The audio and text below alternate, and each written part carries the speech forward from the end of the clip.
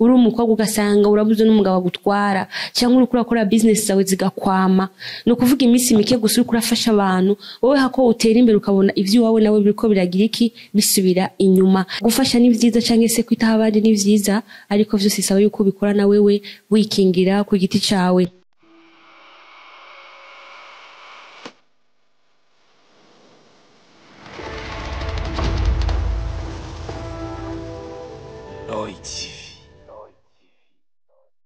Mwaramutse namwiriwe abakunzi ba Roy TV muriko muradukurikirana ni Bella Shaka kuri micro za Roy TV. Uno munsi rumse kiganiro inkuru nyigisho. Inkuru nyigisho ni kiganiro kimeze gute?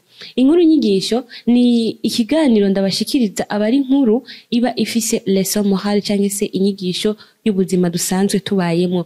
Mu buzima haba byinshi ugasanga ari amakosa twisangamo kubera kutamenya, ugasanga uri kuragwa mu mitego runaka kubera iki ntavyo wamenye bikaca bigusigira icigwa ariko birinze kukubaza cyangwa se kugukomeretsa.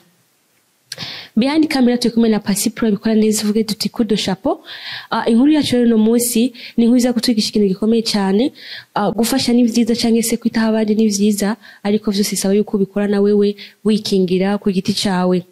Ni inkuru y'umugabo witwa Leon. Leon yari umuntu basanzwe bazi yuko ari umumandiya cyangwa bajya abantu usanga bicaye basabiriza ufise 1000 ukamuha, ufise 500 ukamuha, ufise 2000 ukamuha kubwo wabonye ko nawene ateye ikigongwe nawe ukavuga ati reka dufashanye muri gwa rukundo kuko Imana ivuga ati dukundane. Rero Leon mu bisanzwe mu gusabiriza ntabwo yasabiriza kubera yuko arushe cyangwa se akeneye ubufasha, ahubwo iyo umuntu amufashije akamuha inoti cyangwa akamuha amahera yiwe, iyo noti amuhaye yarashobora kuraba amaboko ayihaye akabona uyo muntu destin we cyangwa se chance afise mu buzima bwiwe biciye muri iyo noti akaca ayitwara akaja kuyikorera ko akayitanga nk'ikimazi kugira ngo nawene aronke umutungo cyangwa se abe umutunzi. No kuvuga muri ako gasagara bari bamuzi yuko ari umuntu asabiririza ariko agiye mu kindi gisagara yari umuntu umugwiza tunga udashobora no kwibaza ku rugero rwo hejuru.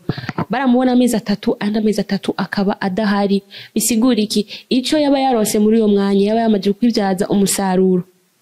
Wowe ugasanga uri kurafasha umuntu uno munsi ejo wamara kumufasha ibintu byawe bigatangwa kumera nabi, kazuza kabikose kakaba nabi, uri umukobwa ugasanga urabuze n'umugabo agutwara cyangwa uri kurakora business zawe zigakwama no kuvuga iminsi mike gusa uri kurafasha abantu wowe hako utera imbere ukabona ivyo wawe nawe biriko biragira iki bisubira inyuma. Rero Leo ukuntu yabigenze yagira gute? Yaricara ubufise 5 akamuha hama akaca agenda akamukorerako. Yarabanza kuraba kuko ari abantu usanga ari aba porteurs cyangwa porteurs de chance n'abandi usanga byarabaye nabo ugasanga destin yiwe nta kiriyo, nawe yabanza kuraba abonye ko muri destin yawe harimo ikintu gikomeye iyo noti yarayigarda ariko abonye yuko muri destin yawe atabishasha nawe ibyo wabirayobeye yafata za noti zose atashoze mu marira akaca azita zinya yabona yuko hari cyo zimumariye yaca zitwara hamageze mu kazu yabamwo akaca akora des rituels cyangwa se akagira ibintu byo kubandwa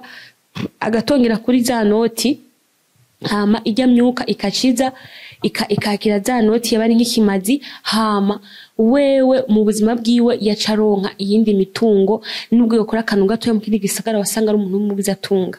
No kuvuga mu kindi gisagara bari bamuzi ukundi kuntu naho hana bari bamuzi ukundi kuntu. Hari rero umudamu witwa Clarisse yari umudamu akundana cyane ari très généreuse afite umutima wo gutanga no kwitaho abandi. Yakunda guca ngaho ahantu Leo yicara agiye kudandaza ahantu yakorera. Imisi yose atambutse yategeza kumusigira amafaranga akavuga ati ni make ariko birashobora kumufasha no munsi agafungura bishobotse nejo. No kuvuga nta munsi n'umwe yatambuka ngo amwirengagize kandi uyo mudamu vraiment yari afise chance nini cyane mu buzima bwe no mu rugo rwiwe. Clarisse uko imisi igendera cyane ko atangura kubona ibintu vyiwe vyose biriko birakwama, umugabo ku kazi baramwirukana nawe ni ama business akora akabona ntibigenda. Ariyumvira muri iyo periode impamvu ubuzima bwe buko bugenda nabi biramuyobera, aravuga ati ibi bintu bisaba yuko nsenga kuko ntivyumvikana. Niho guca agenda abiyagira pasiteri wiwe ambwira ni muvyeyi jewe uko bimbana nabi nuku umugabo wanje ni surprisely bamurukanye ku kazi nanje mbona ntibigenda nibaza yuko hari ikindi kintu cyo kitera bino bintu kuko ntibisanzwe. Arambwira ati reka dusenga Imana kuko Imana niyo itwibira akabanga kandi niyo ituma tumererwa neza tukabaho neza. Baja mu gusenga barasenga bamaze umwanya ukwiye bariko barasenga. Ashamubaza ati mbega nta muntu ukunda gufasha buri igihe ugiye gukora? Avuga ati yego n'umupapa ari ngaha Arusha yitwa Leon dukunda kumufasha vurama abantu bose umuravye nawo mubwira ikigongo.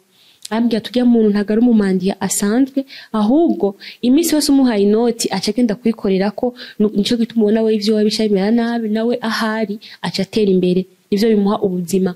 Kandi nico womenya ico mbonye nuko ujya mubona hariya mu kindi gisagara n'uwundi muntu kandi numugwiza atunga afise ubuzima ariko condition ze nuko aza akicara agasabiriza hama zige noti mumuhaye nizo agenda gukorera ko abantu bose muboneka ko mufise deste cyangwa se mufise iterambere mu buzima bwanyu bw'ejo.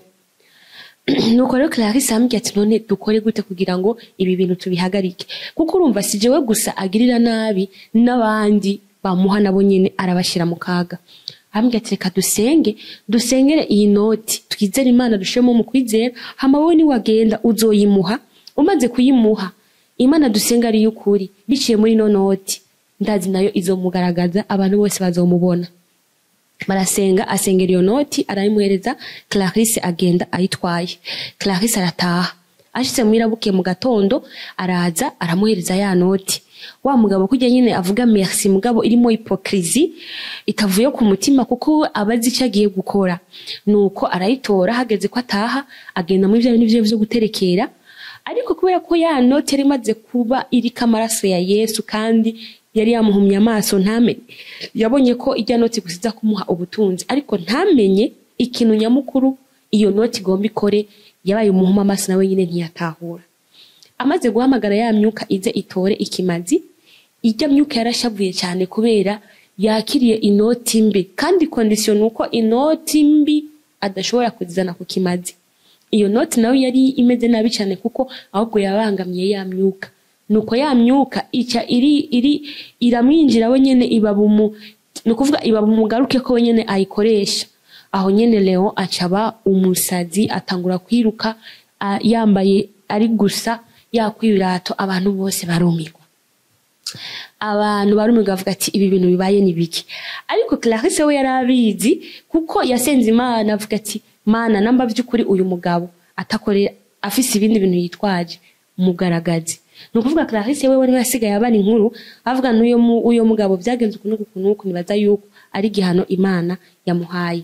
Nuko Clarisse asuye kandi gutera imbere ibyo akora bikagenda ubuzima busa kandi kuba normal umugabo aronka akandi kazi. Inyigisho dukuramo ni yahe gufasha ni vyiza. Hari n'abantu baza kunzu bakadodora mudufashe yaba impuzu yaba iki mwamukoze ukunuku harabapfuye harabagwaye gufasha si bibi ariko imiso so ugomba gutanga iyo mpuzu yawe cyangwa ico kintu cyawe injira mu nzu gisengere ubanze gisengere kugira ngo aho kiza kuja wewe ivyo baza gukora kuko ntavyo womenya kandi ntagocira umuntu rubanza ko ntavyo ubuzi ariko muneze yo kwikingira wowe bwawe cyangwa se gukingira ubuzima bwawe gisengere ugitange wamaze kuzitira ivyo bokora wewe ntavyuzi ariko wewe ikiza wamaze kuzitira uri safe nta kintu biri bugukoreko kandi ukabikora wizeye.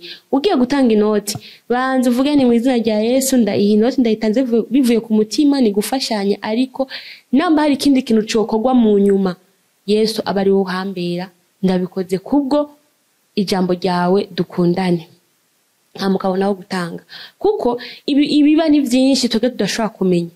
Abantu tubona duhura bose ntago ari abantu basabiririza kandi abona bose barushe ntago bisubira ngo bararushe kandi abantu muhura bose ntibisubira ngo nabantu b'inyama n'amaraso. Hariho imyuka yambika amashusho y'abantu.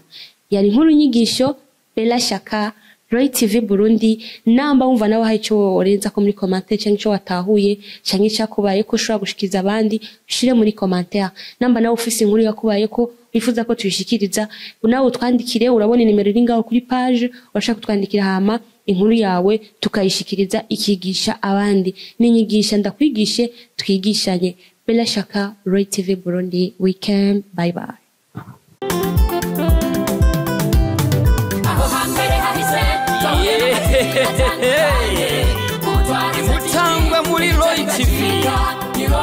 byose tukaba tubikesha umutama w'amateka bita Roy wubahwe icyo utarabona uterekwa no kuramba ibintu nyaragase duhuriye muri Roy TV ibiganiro byiza muzobisanga muri Roy TV amakuru meza muzoyasanga muri Roy TV ibintu byose bigenda bisa muri Roy TV n'ahandi uzosanga ibihangange atari Roy TV